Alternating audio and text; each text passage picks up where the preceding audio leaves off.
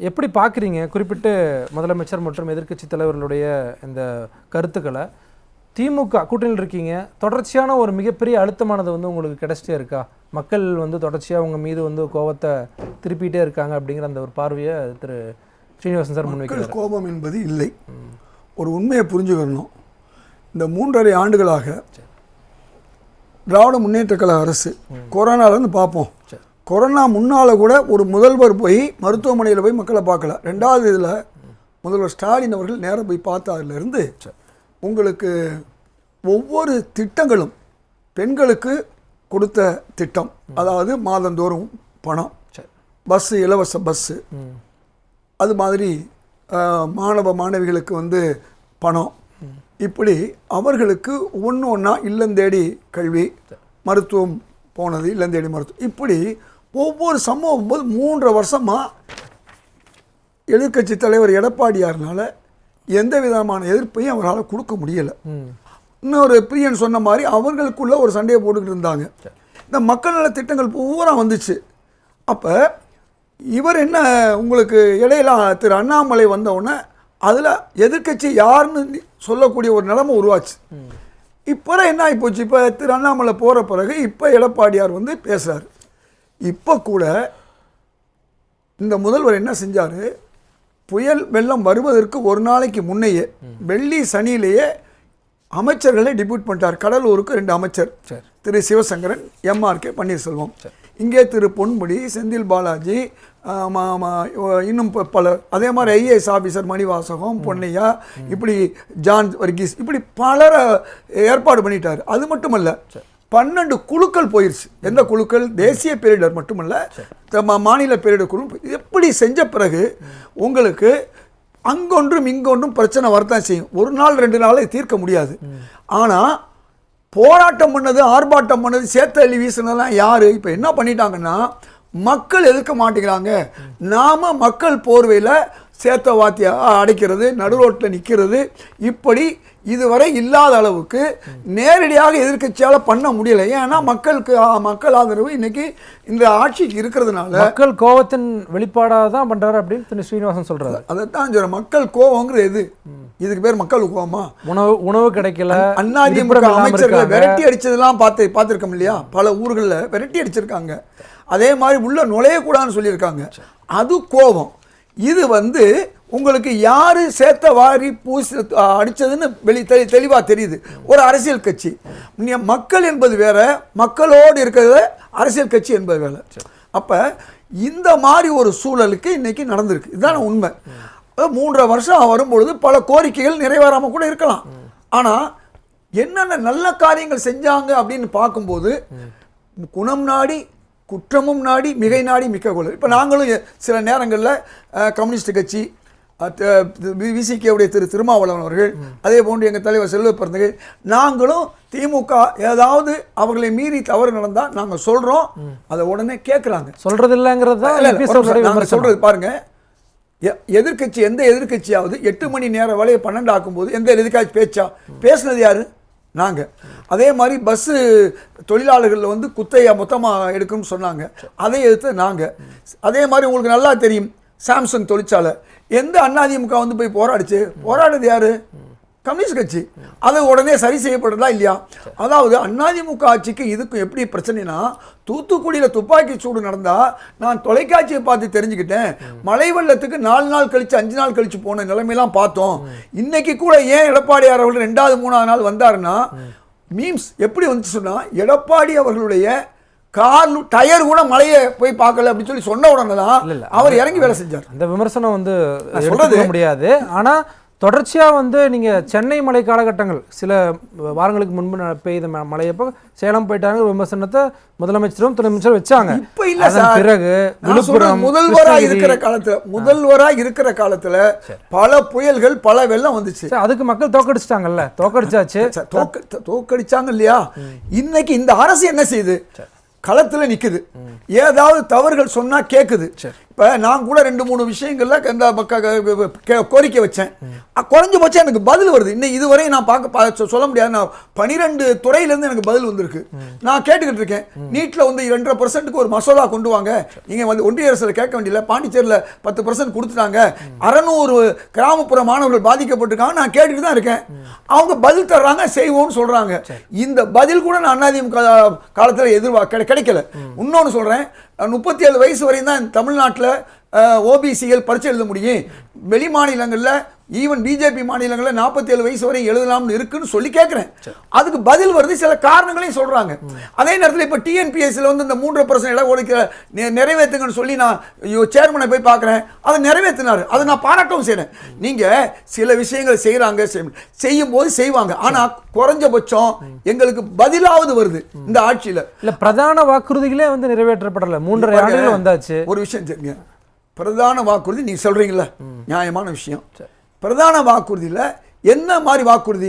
பெரும்பாலான வாக்குறுதி 70 விழுக்காடு 75 விழுக்காடு நிறைவேற்றப்பட்டிருக்கு. நீட்டு தான் பிரதான வாக்குறுதி. நீட்டு தான் வந்து எலெக்ஷன்ல மிக முக்கியத்துவம் வாய்ந்தா இருந்துச்சு. அது வந்து உங்களுக்கு நல்லா தெரியும். நீட்டு விஷயம் வந்து சுப்ரீம் கோர்ட்டில் இருக்கிறது மட்டுமல்ல, சட்டம் இயற்ற வேண்டியது யாரு? இன்னைக்கு ஒரு நாளில் சட்டம் திரு மோடி அரசு உருவாகி நிறைவேற்றிச்சுன்னா நீட் ஆட்டோமேட்டிக்காக வந்துடும். இப்போ பிரச்சனை அது இல்லை. இப்போ ஏன் விடியா முகங்கள்னு சொல்றாரு? இதுவரை அவங்க விடியா அரசு சொன்னாங்க. இப்போ விடியா முகங்கள் ஏன் சொல்றாரு? இந்த மழை காலத்தில் நமக்கு தொடர்ந்து எதிராக இருக்கிறது, தமிழர்களுக்கும் தமிழ் மக்களுக்கு எதிராக இருக்கிறது ஒன்றிய அரசு. ஒன்றிய அரசு இதுவரை எதுவுமே நமக்கு கொடுக்கல. பல முறை கேட்டோம், அதிமுக ஆட்சியில் கேட்டோம். அன்னைக்கு திமுக எதிர்கட்சிகளும் சேர்ந்து வந்து அதிமுக ஆட்சியில் வந்து ஒன்றிய அரசை கேட்டுச்சு, ஏன் நீ பணம் கொடுக்க வேண்டும். நேற்று என்ன நடந்தது தெரியுமா? முகாம்களிலிருந்து வெளியே வரார்கள் இபிஎஸ்.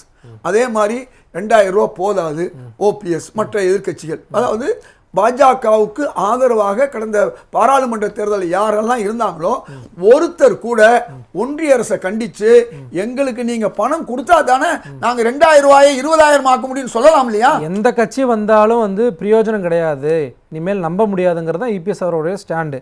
தொடர்ச்சியா விழுப்புரம் கடலூர்ல வந்து எந்த ஆட்சியும் அவர் ஆட்சியும் சேர்த்து நம்ப முடியாங்கிறாரா? மத்தியில் இருக்கக்கூடிய ஆட்சிகள் காங்கிரஸ் மற்றும் பாஜக ஒன்றிய அரசு இருக்கும்போது இந்த மின்சார கட்டணம் ஏற்றுவதற்கு உதய் திட்டம் தான் காரணம். செல்வி ஜெயலலிதா அவர்கள் எதிர்த்தார்கள். என்ன பண்ணாங்க? இவங்க ஆதரிச்சதுனால தான் இன்னைக்கு ஒரு பிரச்சனை வந்துச்சு. அது மட்டும் இல்லை, அடிமை அரசு இல்லைன்னு சொல்றாரு இல்லையா? அதுக்கு சொல்ல வரேன் நான். அன்றைக்கு உங்களுக்கு வெளி மாநிலத்தவர்களும் இங்கே தமிழ்நாட்டில் வேலை பார்க்கலாங்கிற ஒரு சட்டத்தை கொண்டு வந்தது யாரு? பிஜேபி சொன்னது அந்த சட்டத்தை கொண்டு வந்தது யாரு? இவங்க தானே. இப்போ நீங்க ஏற்கனவே செஞ்ச அந்த தவறுகள்ல இருந்து இன்னைக்கு மீள்வதற்கே திராவிட முன்னேற்ற கழக அரசுக்கு சிரமங்கள் இருக்கு. அப்ப நீங்க யோசிச்சு பாருங்க, எதிர்கட்சிகள் எதிர்த்தாலும் அதை சரி செய்கிறார்கள். கூட்டணி இருக்கக்கூடிய கட்சிகள் குறைகள் சொன்னாலும் அதை சரி செய்கிறார்கள். இந்த நிலைமை நான் என்னுடையதே சொல்லிட்டேன். நான் பதில் வருகிறது, போய் சந்திக்க முடியுது, அமைச்சர்களை சந்திக்க முடியுது. காரியம் காலம் நடந்தா கூட அது நாளைக்கு நான் தப்பு செஞ்சா எனக்கு தாங்க அது தவறு, எனக்கு தாங்க கஷ்டம் வரும். அதை புரிஞ்ச அரசு தான் இந்த அரசு. நிச்சயமாக பெரும்பாலான வாக்குறுதிகளை நிறைவேற்றி இருக்கிறார்கள், சொன்னதையும் செய்திருக்கிறார்கள், சொல்லாத விஷயங்களையும் மக்களுக்கு செய்ய வேண்டிய விஷயங்களையும் செய்திருக்கிறார்கள். வாக்குறுதிகள் நிறைவேற்றப்பட்டாலும் இபிஎஸ் அவர்களுடைய பேச்சு இல்லை, அவர் சொல்லக்கூடிய விஷயம் என்னன்னா தொடர்ச்சியான கொலை சம்பவங்கள் வந்து நடந்துட்டே இருக்கு. சட்ட ஒழுங்கு தான் மிகப்பெரிய பிரச்சனையா இருக்கு. ஒரு விஷயம், அதுல கோட்டை விடுதா? சட்ட ஒழுங்கு எது? ஒரு தனிநபர் பிரச்சனைகள், கொள்ளை தனிநபர் கொலையை வந்து நீங்க சட்ட ஒழுங்குகள் கொண்டு வர முடியாது. இப்ப துப்பாக்கி சூடு தூத்துக்குடி, அது சட்ட ஒழுங்கு. பல மாவட்டங்கள் எதிர்ப்பு கொடுத்தாங்க. ஒரு சாத்தாங்குளத்தில் 2 பேர் போலி காவலில் வச்சு செஞ்சாங்க. திமுக நடந்துச்சுல, திமுக வந்து லாக்அப் மரணங்கள் நடந்துச்சு. இல்லை, நான் சொல்ற காவல் மரணங்கள் வந்து மக்களுக்கு நன்றாக தெரிந்தும் காவல்துறையே செஞ்ச தவறுகளை நம்ம சொல்றோம். நம்ம நீங்க தருமபுரியில் 4 மாணவிகள் எரிக்கப்பட்டார்கள். செஞ்சது யாரு? அன்றைய ஆளுங்கட்சி அதிமுக. தெரியாது. சட்டம் ஒழுங்கு எப்படி உருவாதுன்னு சொல்ல வர்றேன். தனிநபர் கொள்ளை இந்த பிரச்சனையில போய் நீங்க சட்டம் ஒழுங்கு கொண்டு வர முடியாது. 1-2 இருக்கலாம், அதையும் சரி செய்தார்களா இல்லையா? அது கள்ளக்குறிச்சி பிரச்சனையா இருந்தாலும் சரி, அதை போய் நின்று அதை செய்தார்களா இல்லையா? இன்னைக்கு முதல்வர் ஓடோடி செல்றாரா இல்லையா? துணை முதல்வர் எல்லாம் கிட்டத்தட்ட சில 1000 கிலோமீட்டர் போயிருக்காரு இந்த 4 நாள்ல. அப்ப இந்த மாதிரி முந்தைய அரசுல யாராவது செஞ்சாங்களா? இபிஎஸ்ஓ ஓபிஎஸ்ஓ செல்வி ஜெயலலிதா அவர்களோ அந்த நேரத்துல மட்டும் அவங்க தூங்காம இருந்திருந்தா செம்பரம்பாக்கத்துல ஒரு பிரச்சனை வந்திருக்காது. இன்னைக்கு சைதாப்பேட்டை பாலத்துக்கு மேல தண்ணி போனது 4 நாள் பார்த்தோம் இல்லையா? இன்னைக்கு அந்த மாதிரி ஏதாவது போச்சா? யோசிச்சு பாருங்க. ஒரே நாள்ல காணாத மழைங்கிறது அவங்களுடைய ஒரு கேட்கறது டிஃபரெண்டா இருக்கு. வரலாறு காணாத மழை எல்லா காலத்திலும் வந்துகிட்டு இருக்கு. இவங்க காலத்திலையும் வரத்தான் செஞ்சு அதை சொல்லல, அதுக்கு சரி செஞ்சிருக்காங்களா அதுதான் முக்கியம். இது மக்களுக்கு தெரியும். அதாவது இப்ப மக்கள் வந்து எதிர்க்கிறாங்கன்னா அது மக்கள் அல்ல, மக்களுக்கு பிறகு பின்னால எதிர்க்கட்சி பாஜக அதிமுக தூண்டுதல் மட்டுமல்ல, அவர்களே நேரம் வந்து இறங்கும் போது வெளிப்பார்வையில மக்கள்னு சொல்லிக்கிறாங்க. இதுதான் உண்மை. இது இல்லை சார் உங்களுடைய இறுதி கட்டங்கள் ரொம்ப சிம்பிள். அதாவது இன்னைக்கு வந்து அறிக்கை அதிமுக ஆட்சி காலத்தில் வேலை வாய்ப்பு இன்மை இல்லை வேலை இல்லா திண்டாட்டம் 10%. இன்னைக்கு இந்தியாவிலையும் அதே 10%. இன்னைக்கு இந்திய அரசு சொல்லியிருக்கு 3% ஆயிருக்கு தமிழ்நாட்டில் திமுக ஆட்சியில். 1.5 லட்சம் 2 லட்சம் கோடி கடன்டார். கலைஞர் 2011 ஆட்சி விட்டு போகும்போது மொத்தமாக சுதந்திர இந்தியாவிலேருந்து மொத்தமாகவே 1 லட்சம் கோடி தான் கடன். ஆனால் ஓபிஎஸ் அறிக்கை வாசித்தார் கடைசி இதில் 5.5 லட்சம் கோடி கடன்டார். அப்போ 5.5 லட்சம் கோடி பெருசா 1 லட்சம் கோடி ஒன்றை பெருசாங்கிறது சிந்திச்சு பார்க்கணும். அது ஒரு கட்டம். உங்களுக்கு இந்த 1.5 கோடி தொண்டர்கள்னு சொன்னாங்க. 1.5 கோடி தொண்டர்கள் ஓட்டு போட்டா அட்லீஸ்ட் 1.5 கோடி வரலாம், இல்லை 2 கோடி 3 கோடி வரலாம். குடும்பம் ஓட்டு போட்டுச்சுன்னா சின்ன விஷயம் 70 லட்சம். உங்க தோல்விக்கு எம்ஜிஆர் காலத்து எம்ஜிஆர் 2 இடத்துல தவிர மீது எத்தனை தோத்தாரு பார்லிமெண்ட் தேர்தலில் 2 இடம் தான் ஜெயிச்சாரு. அடுத்த ஒரு ஆட்சியை பிடிச்சாரு. நல்லா புரிஞ்சுக்குங்க. அதே மாதிரி ஜெயலலிதா அவர்கள் 2014 வந்து 2 இடம் தவிர மீது எல்லா இடமும் ஜெயிச்சாங்க. ஆனால் தோக்கவும் செஞ்சாங்க. அதுக்கு முன்னால் தோல்வி வெற்றிங்கிறது வேற. ஆனால் 7 இடத்துல டெபாசிட் போகிறது, 11 இடத்துல 3வது இடத்துக்கு போகிறது, அதே மாதிரி உங்களுக்கு 4வது இடத்துக்கு போகிறதுக்கு போகிற நிலைமை எம்ஜிஆர் அவர்கள் காலத்திலையும் கிடையாது, ஜெயலலிதா அவர்கள். அதனால் அந்த காலம் வேற, இந்த காலம். அதனால் வந்து இவங்க மீண்டும் வெல்வார்கள். ஒரே ஒரு விஷயம் நான் சொல்லிக்கிறேங்க. அதாவது திராவிட முன்னேற்ற கழக ஆட்சியில் நீங்கள் அவங்க சொன்ன செயல்கள் நடந்துக்கிட்டு இருக்கு. ஒரு சிலர் நடக்கலைனா கூட அதை சரி செஞ்சுக்கிட்டு இருக்காங்க. அதுக்கு ஒரு உதாரணம் நான் இப்போவும் சொல்கிறேன். இன்னைக்கு திரு ஜெயக்குமார் சொன்னார் 40,000 வாக்கள் முழுசாக சிறுபான்மைக்கு போகுது, 41 இருந்தால் நாங்கள் 2 பேருமே தோக்க வேண்டியிருக்கு. அப்படி சிறுபான்மை வாக்கள் ஒட்டுமொத்தமாக போனதால அதிமுக பின்னடைவு செஞ்சுன்னு சொன்னது யாரு?